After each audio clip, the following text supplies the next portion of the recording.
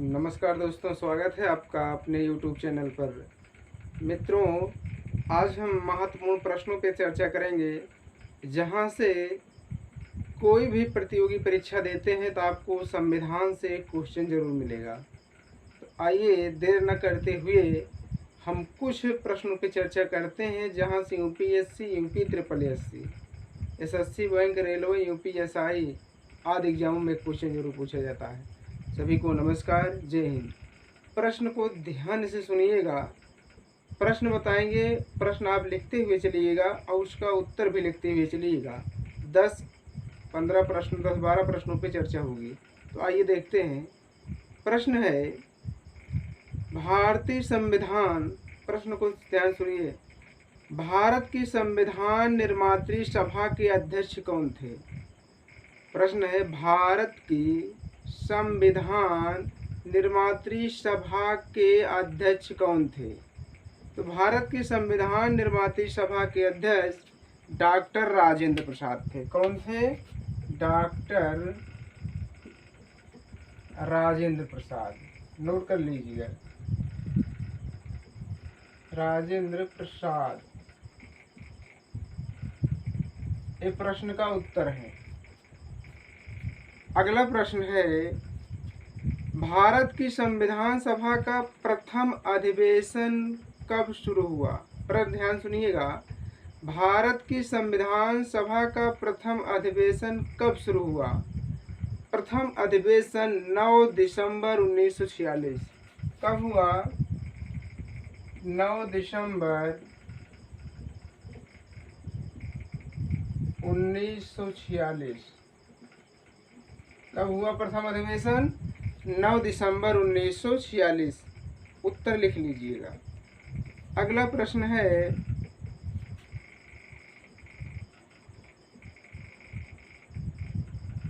संविधान सभा के, प्रश्न है, संविधान सभा के अध्यक्षों का, संविधान सभा के सदस्यों का चुनाव कैसे हुआ? संविधान सभा के सदस्यों का चुनाव कैसे हुआ? प्रांतीय सभाओं द्वारा। किसके द्वारा? प्रांतीय सभाओं द्वारा। उत्तर लिखिएगा, प्रांतीय, संविधान सभा के सदस्यों का चुनाव प्रांतीय सभाओं द्वारा,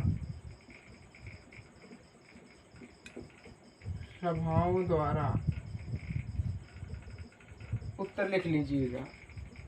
3 प्रश्न हो गए, तीनों का उत्तर हो गया। संविधान सभा के सदस्यों का चुनाव तो प्रांतीय सभाओं द्वारा। अब अगला प्रश्न है, संविधान सभा में, प्रश्न सुनिएगा, संविधान सभा में उद्देश्य प्रस्ताव निम्न में से किसके द्वारा प्रस्तुत किया गया?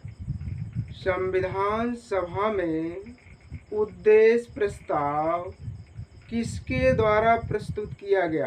तो संविधान सभा में उद्देश्य प्रस्ताव नेहरू के द्वारा शुरू किया।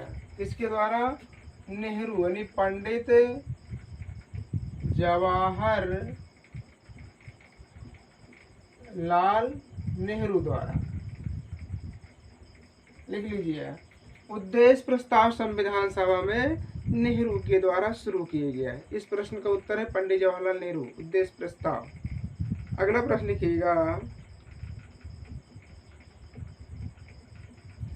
संविधान सभा के सम्मुख संविधान की प्रस्तावना का उद्देश्य रखा था तो नेहरू ने। नेक्स्ट प्रश्नों पे हम चर्चा करेंगे। आप लिखते हुए चलिएगा, 2-4-10 क्वेश्चन यहाँ से आपको मिलेंगे, कहीं भी देंगे तो।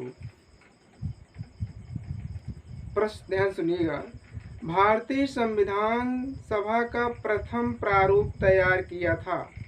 भारतीय संविधान सभा का प्रथम प्रारूप तैयार किया था तो बी.एन. राव ने। प्रथम प्रारूप तैयार किया किसने? बी.एन. राव ने, बी.एन. राव द्वारा। इन्होंने क्या किया था? इन्होंने प्रथम प्रारूप तैयार किया था संविधान सभा का। अगला प्रश्न देखिएगा, भारतीय संविधान कब लागू हुआ? तो भारतीय संविधान 26 जनवरी 1950 को लागू हुआ। कब लागू हुआ? 26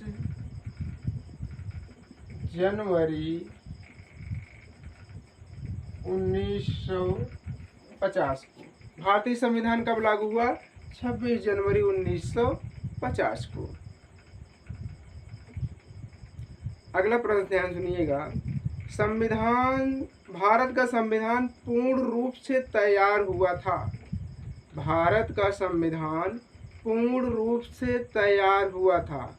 तैयार हुआ था कब? 26 नवंबर 1949 को। तैयार कब हुआ? इधर लिख लीजिएगा, उत्तर लिखिए। भारत का संविधान पूर्ण रूप से तैयार कब हुआ? तो 26 नवंबर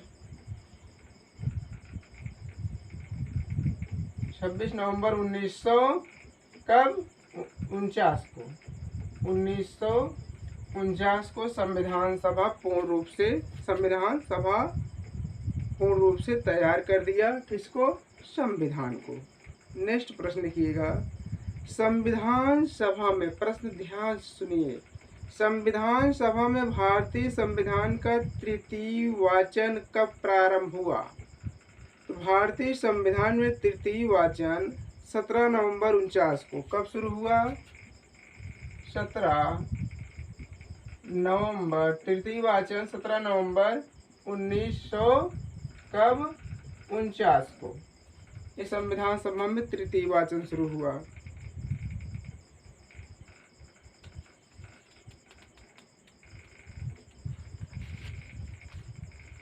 अगला प्रश्न देखिएगा, भारतीय संविधान दिवस मनाया जाता है। प्रश्न ये, संविधान दिवस मनाया जाता है 26 नवंबर को। कब मनाया जाता है?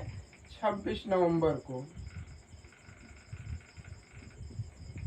ये सब नोट करते हुए चलिएगा, बहुत इंपॉर्टेंट क्वेश्चन है। संविधान दिवस 26 नवंबर।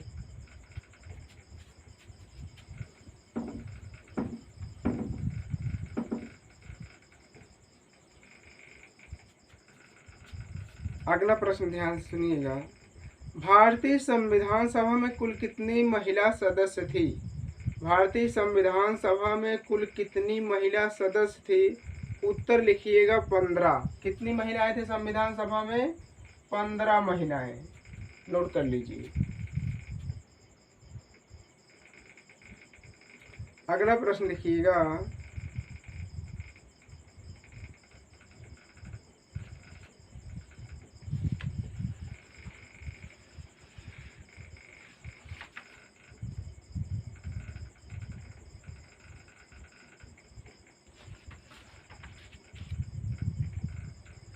प्रश्न ध्यान सुनिएगा, न्यायिक पुनरावलोकन की व्यवस्था है। न्यायिक पुनरावलोकन की व्यवस्था है तो कहाँ है? भारत और यूएसए में। न्यायिक पुनरावलोकन की व्यवस्था कहाँ है? तो भारत में है। और कहाँ है? प्लस यूएसए में।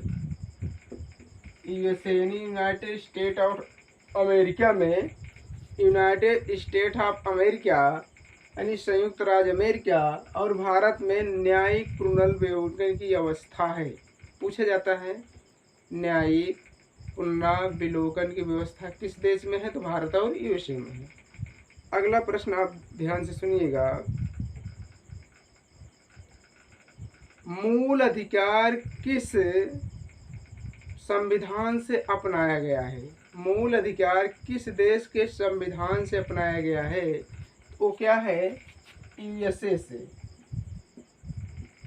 मूल अधिकार कहाँ से लिया गया है?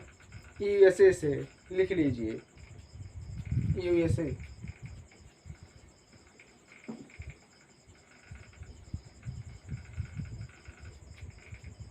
अगला प्रश्न लिखिएगा, आपात उपबंध कहाँ से अपनाया गया है? भारत में आपात उपबंध कहाँ से अपनाया गया है?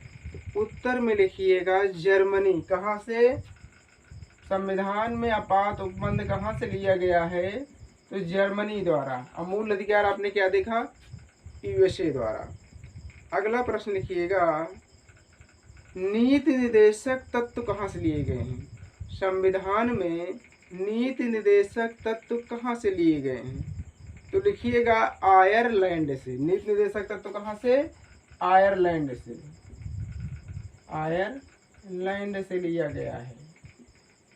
पूछा जाता है नीति निर्देशक तत्व कहाँ से लिया गया है? आयरलैंड से। लिख लीजिए।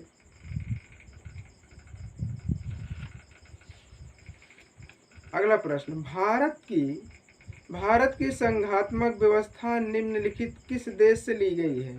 भारत की संघात्मक व्यवस्था कहाँ से ली गई है? कनाडा से। कहाँ से? कनाडा से। लिखिए, यहाँ लिखिए कनाडा। सब नोट करते हुए चलिएगा। एक दो प्रश्न और देख लेते हैं हम।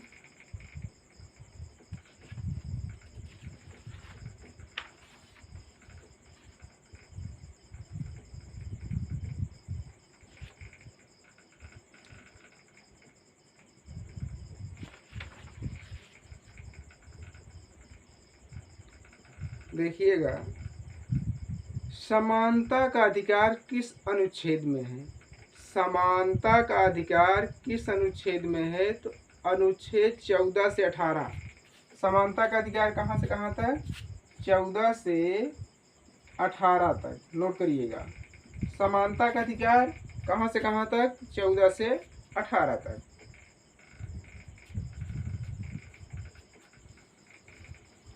एक दो प्रश्न और लिख लेते हैं, फिर आगे बढ़ते हैं।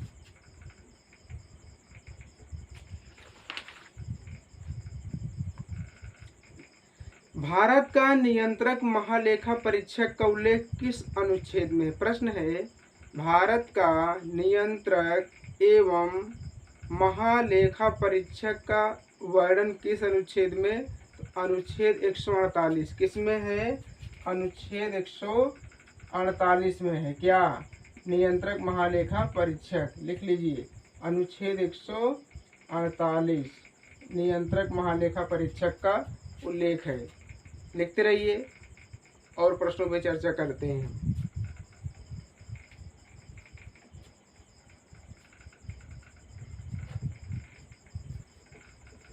एक प्रश्न और लिखिएगा, वित्त आयोग का वर्णन किस अनुच्छेद में है? वित्त आयोग का वर्णन किस अनुच्छेद में है? तो 280। किसमें है? 280 अनुच्छेद में वित्त आयोग का वर्णन है। मित्रों, इतना प्रश्न लिखिए। अभी हम कुछ प्रश्नों पर और चर्चा करते हैं। तब तक के लिए नमस्कार। जय हिंद।